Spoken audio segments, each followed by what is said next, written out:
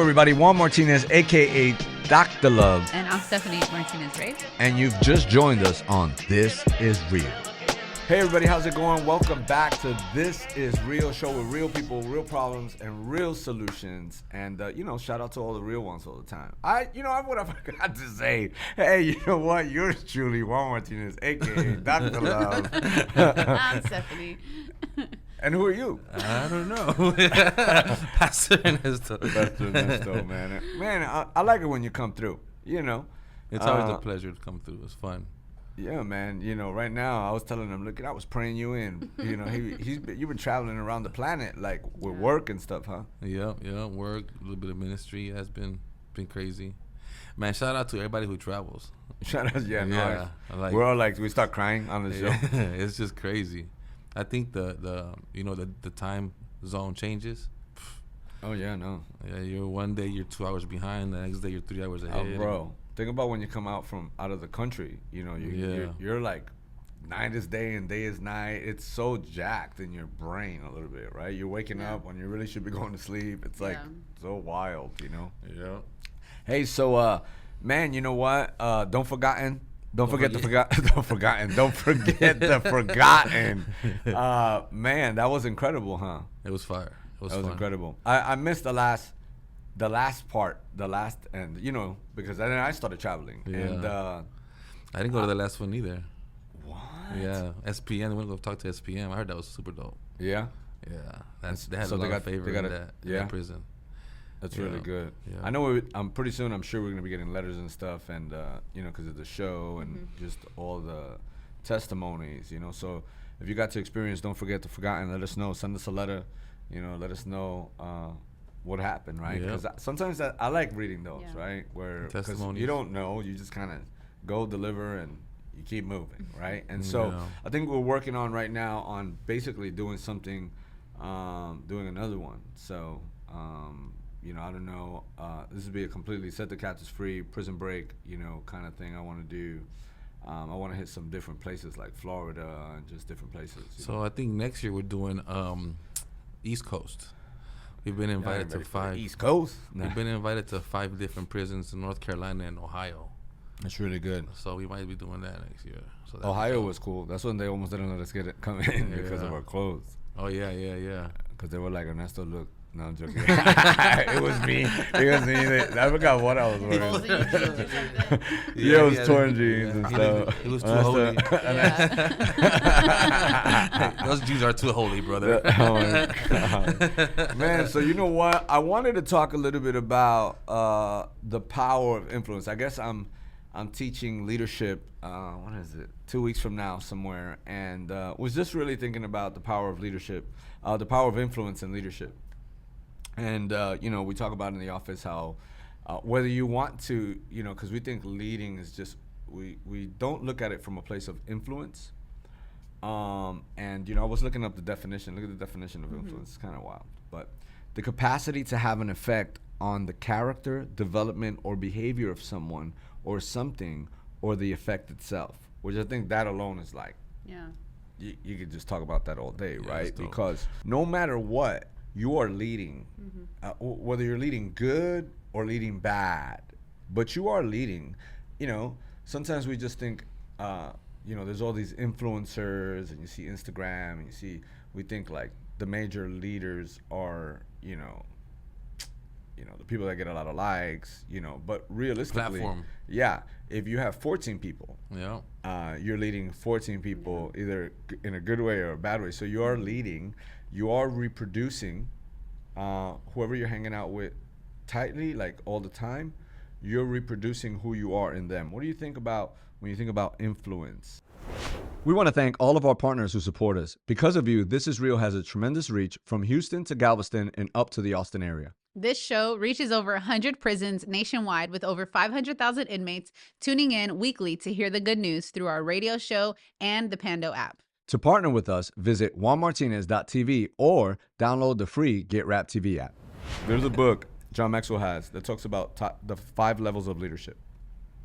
And it actually says that the entry level of leadership, I'm like, the entry level, oh my God, the entry level of leadership is basically one that's positional. In other words, like, people are going to listen to you because you have a title or position. But you go through these different levels, and where you want to be at is that they actually follow you because they respect you, because they've seen you actually live out what you're asking them to do. You get what I'm saying? Because this, who cares if you listen to me from a place of like, oh, he has a position, but behind the scenes you're like, oh, this guy sucks. He's always late, and he's this and he's that, you know. But then in front of you, they're like, yes, sir. You know, that's not good. Which we've probably all done that, especially in the world, right? All right. So what do you guys think when you think about? You think that, because I mean, you deal with a lot of youth and all that stuff, right? So influence is a big deal. Yeah, and I think it's funny you mentioned the YouTube, right? Because now it's super blatantly out there, right?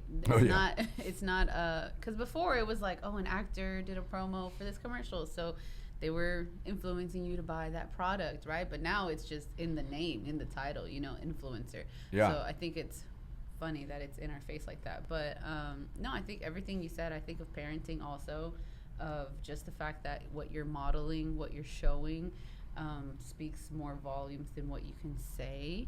Yeah. And same goes for youth and kids ministry and all those things of like, you can teach 1,000 times, but you know, if what you're doing in your life isn't modeling that, they're going to follow by what you do, not by what you say. So the influence you have in their lives, just in how you carry yourself, what you're wearing, how you speak, like you said, when you show up, if you show up, you know, because I think for youth, the major impact that I've seen is just you showing up. You know, like if they've got an activity after school, or if they've got a play, or if they're in sports, or on a birthday, or just in the time of need. I think that influence is what gets them to start building a connection with you, but then also just opens the door to receive from someone other than their parents. So you're now a positive influence in their lives. It's good stuff. What do you think? I think about like motive and stewardship. Like, you know, where are you leading from? Why are you leading? Because sometimes I feel like sometimes we lead from building our own kingdom, or from selfish ambition, from you know, self-proclaimed motives. And the reality is that we influence for Jesus. You know, we influence for Jesus, and who we're influencing belongs to God anyways.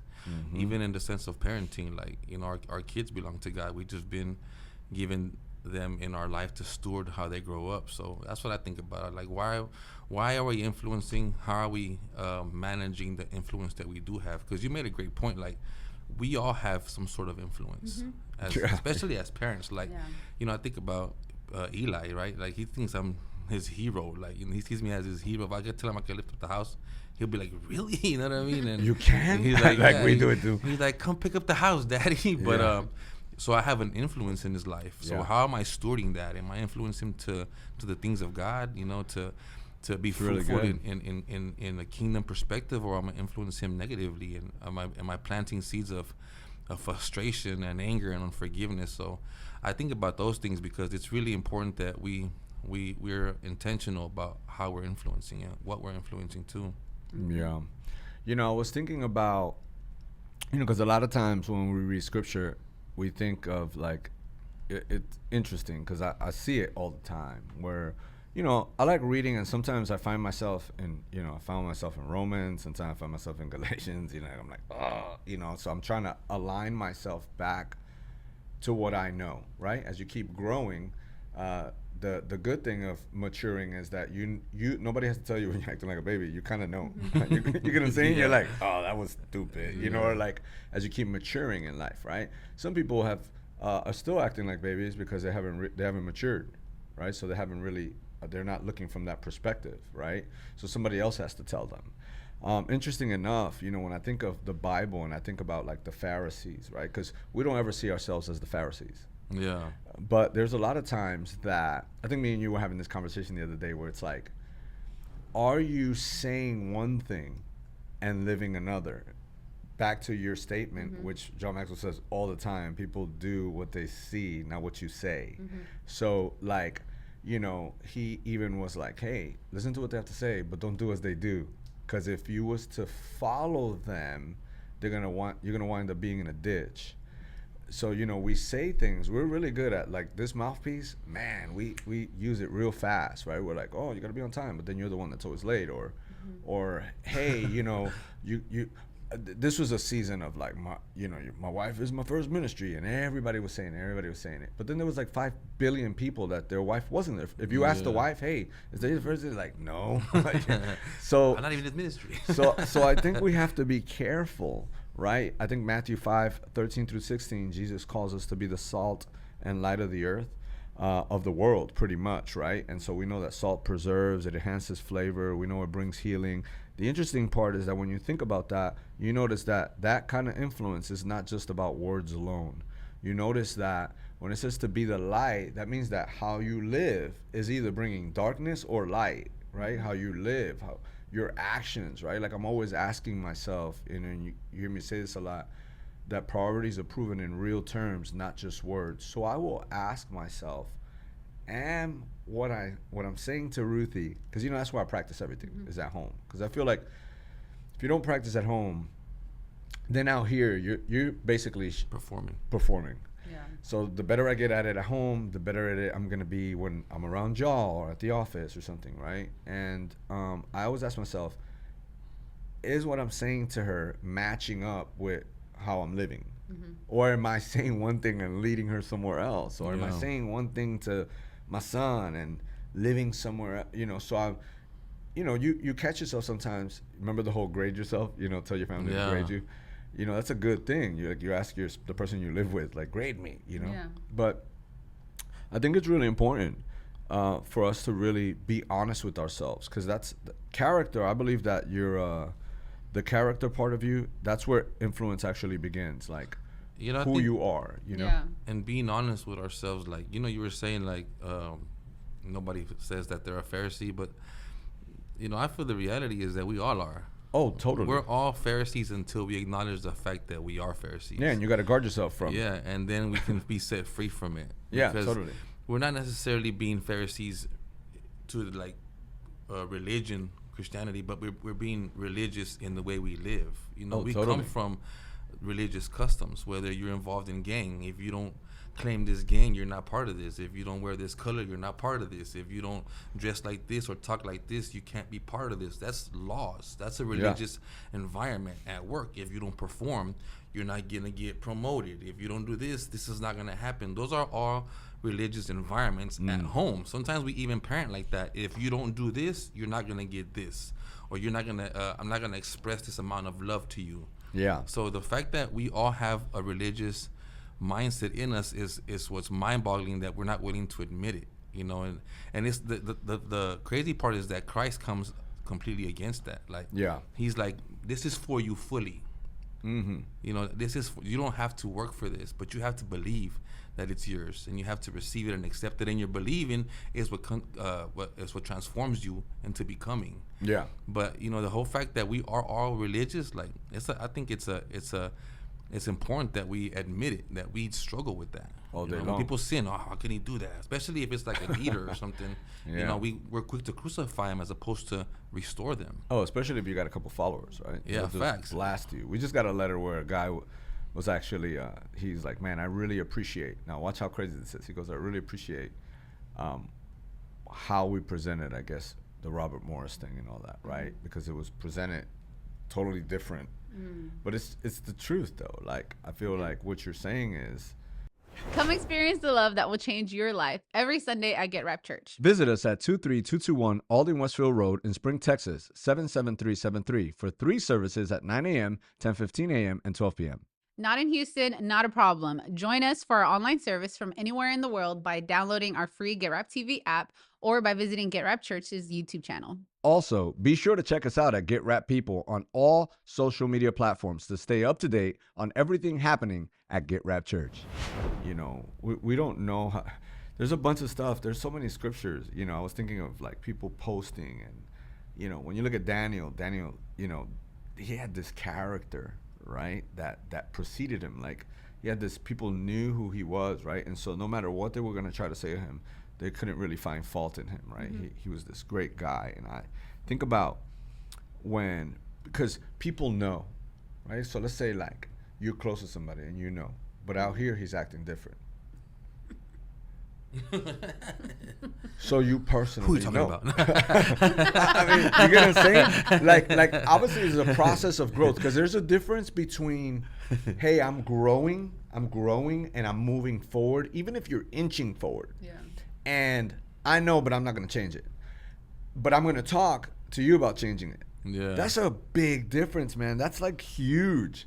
There's all these postings, you know, so I'm like, they go like, oh, that's really good. And in my mind sometimes, you know, I'm like, well, live that out, because it is good. Like, that's actually a really good thing. Like, right? There's so many verses that think about, like Philippians, you know, think about the things that are true and honorable. So why do we lean to think about all the bad things? And, you know, like you're going through something, like trusting in the Lord. There's all these verses that we say and we post as they're good. And the minute something happens, you don't trust in the Lord. You trust in your friend that still goes to the bar, or you trust in, you know, rather than going to his word and hinging on every word. Like I was this morning, because I usually say the Jerry Springer part, you know, in chapter of John where he's, you know, the truth will set you free, you know, that whole chapter. And I can't get out of that chapter, you know, but I started thinking today, I was like, wow, man, when it's like Jesus gave the Pharisees a breathalyzer, right? Because, you know, the breathalyzer is to actually check to see if you're drunk or not, right? But he gave them a truth breathalyzer, right? Because they're like, nah, we're of the truth. What do you mean we're slaves to sin? And he's like, your dad is the father of liars. So he's like, beep, you know, you're drunk off of lies. Pretty, you know what I'm saying? The lie detector If that existed, imagine like blowing here, you know, like liar. I just think like they deceived themselves, right? Because realistically, like John, Nicodemus, right? Like there were some that really wanted to know, because they were on the side of they really didn't want to know the truth. They've been studying the word forever, praying, fasting, right? There were some who were thieves and all that, but there were some who genuinely, right? Nicodemus is hanging out with Jesus, kind of really asking. I don't know. I just feel like we're in this culture that the better we are just honest and real, and we can actually, because again, sometimes you're under the influence and you're drunk, and it's not just in drinking, it's drunk in power, drunk in pride, drunk in whatever, right? And if you're under that kind of influence, then that's actually what you're gonna produce. You know, I don't know, is it making sense? Yeah, no, absolutely. I just have this picture in my head, you know, because you mentioned babies and influence, and I think of the people that you surround yourself with influence who you are, you know? So obviously, you know, I oversee kids ministry and stuff. So in kids class, if you're in toddlers, there's a baby that starts crying. If that baby stays crying for too long, all the other babies around will start to cry, because the babies are just modeling the influence of the other babies around them. Yeah. So a lot of times whenever there's someone like with their, you know, going crazy, all the babies are crying. Oh, they were fine just a second ago, but that baby started crying, and it was like a ripple effect, and then all the other babies started crying.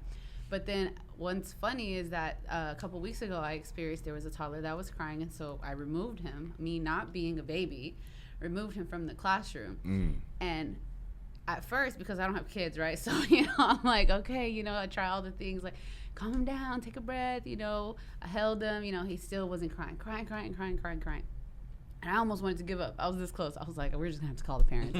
You know, we're just gonna have to call the parents. He can't stop crying. But then I remembered of how they model behavior. So what I did is I started playing with the toys. So he's crying, I'm playing with the toys, and I don't remember what kind of toy it was, but I was like, wow, this fits here, and this fits there. And the baby just stopped crying. And now he was interested in what I was doing, because I wasn't the baby anymore, and he wasn't surrounded by babies, and he had a phenomenal Sunday after that.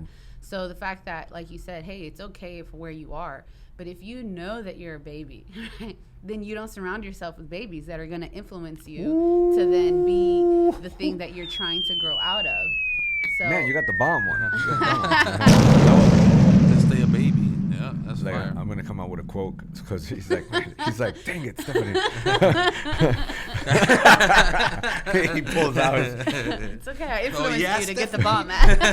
He's influencing. You know, that's so powerful. You know, I'm gonna read you this verse, Matthew 20:26 and 28. It says, "Whoever wants to become great among you must be your servant. Y'all know that verse, right?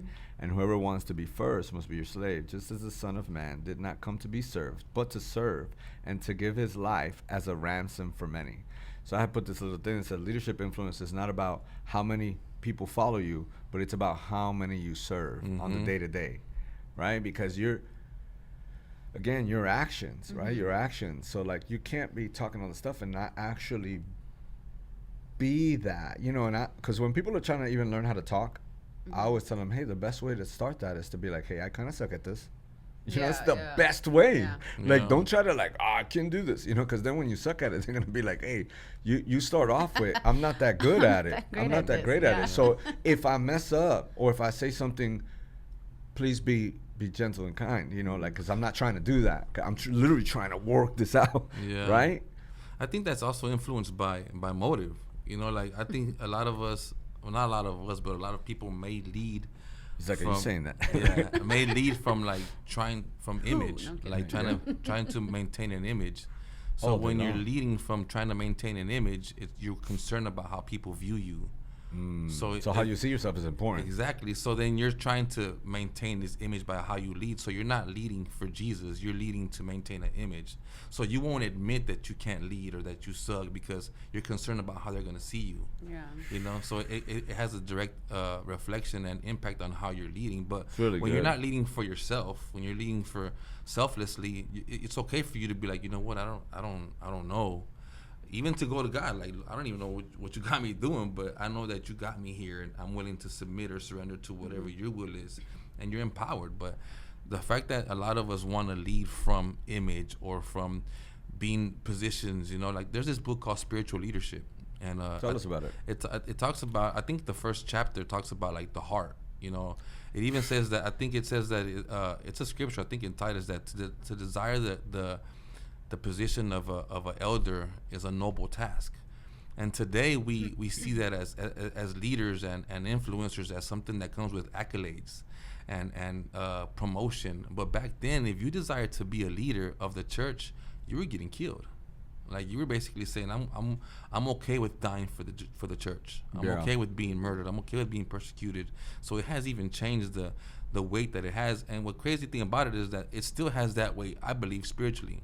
Yeah. Because once you want to say I'm a pastor or I'm a leader or I'm an influencer, the attack on your life spiritually is magnified because now you're carrying an influence to a mass. Yeah. So I don't feel like the enemy is going to just allow you to have your way or do whatever you want to do, but being mindful of the fact that, you know, bury the mirror. Say it again.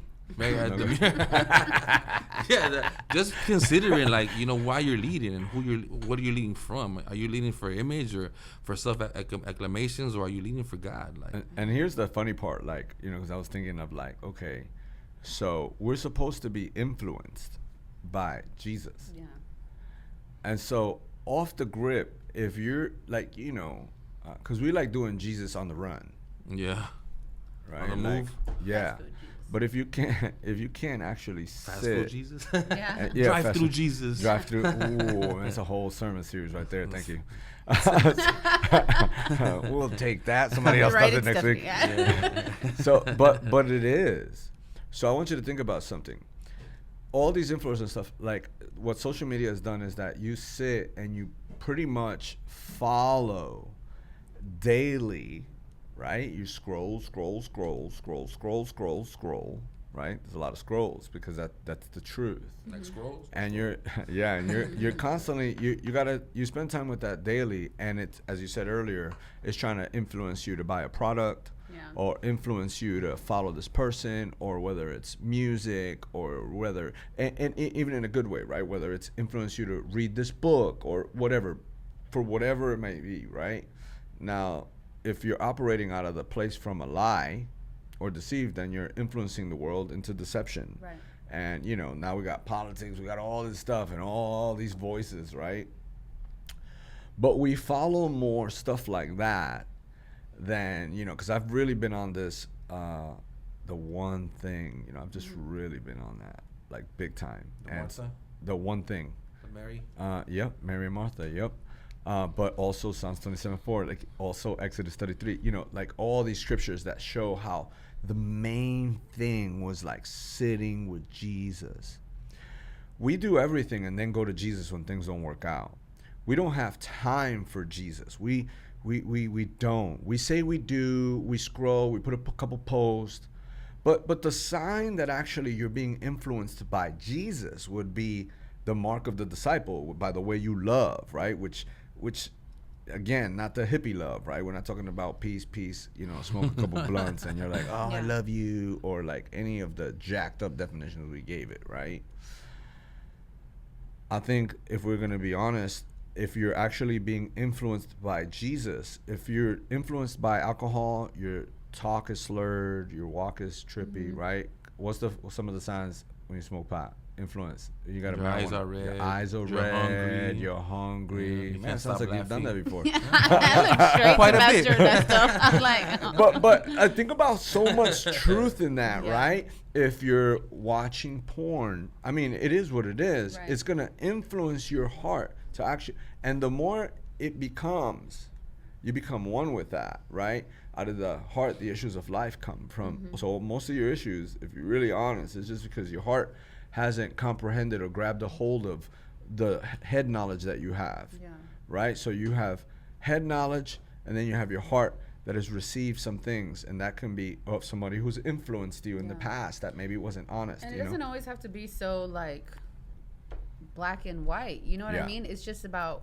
what level of influence do the things around you have? Like we're all influenced by culture and fashion and all Ernesto, trends and all those things. But it's like, but it's like, does that have more influence on you than the Word of God? Does what society is telling you influence you more than who God says you are? You know, and so that part is just to be, like you said, be conscious, be aware of what's are the things that you are being influenced by, you know? I was talking to somebody about that yesterday because they were just expressing how they felt where they were at in the season they were in. And it kind of reminded me of me because they're kind of caught up in doing, and when you get caught up in doing, your faith turns into what you're doing, not in who you are. We changed the Lord of the work for the work of the Lord. Yeah, and like, what you were saying, like, you're influenced by God when you're okay with sitting down. Yeah. Like the whole Mary and Martha thing, like he said that at his feet, it was the only good thing, right? Like that was the place to be. So logically, you would want to sit down.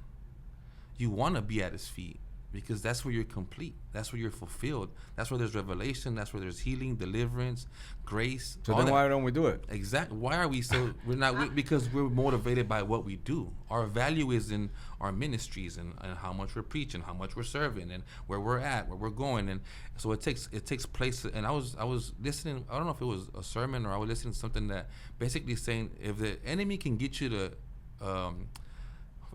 demise faith, like minimize faith, then he can get you to live by works. Because it's your faith in who he is, then what he's done for you, then who he says you are, that empowers you. Like if felt like they just that was a courtesy one. Yeah, it was. That wasn't even a good part for it. But anyways, I forgot what I was talking. They cut you off. They just wanted you to stop talking. Shut up, bro. For real. Thanks a lot, bro. Well, and here's the thing. It's the tangible things, right? Because, like, nothing. It's the when you say, let's say you're hanging out with Jesus. You guys are hysterical. It was just so funny. It was such a bad time. It was in the middle of a conference. It's okay. It's because they go, I haven't. I've had like 3 hallelujahs. They didn't give me no hallelujahs. They didn't give me no, I should have got the table. I forgot what he said. Me too. I completely forgot where his train of thought was. What are you talking about? We're like, that was good. I was going, watch this. We're trying to have good things. They're like, shut up, bro. No, listen. Go ahead, Stephanie. we oh my God. He was talking about we don't know how to sit down and we get into the works and all that. But okay, even saying that, right? Like saying that. So we could say that. But the tangible fruit of that is that okay, me and you the other day when I was like, hey, you know what? Text me, right? What I'm basically, it's the truth though. No. We move so fast that we don't have time. It's not saying that it's bad, because sometimes you got to do stuff, but the tangible evidence of like you actually sitting at the feet is that those things, you're always going to remember those things. Yeah. There's no way right. you could hang out with Jesus and him not saying, hey, you haven't dated your wife. Yeah, facts. Hey, you didn't spend time with your kids. There's just no way. And that's a wrap. Thank you. This is Real Family for joining us. You can be a part of the crew by following us on social media or writing us at P.O. Box 671-626, Houston, Texas 77267. And don't forget, stay real.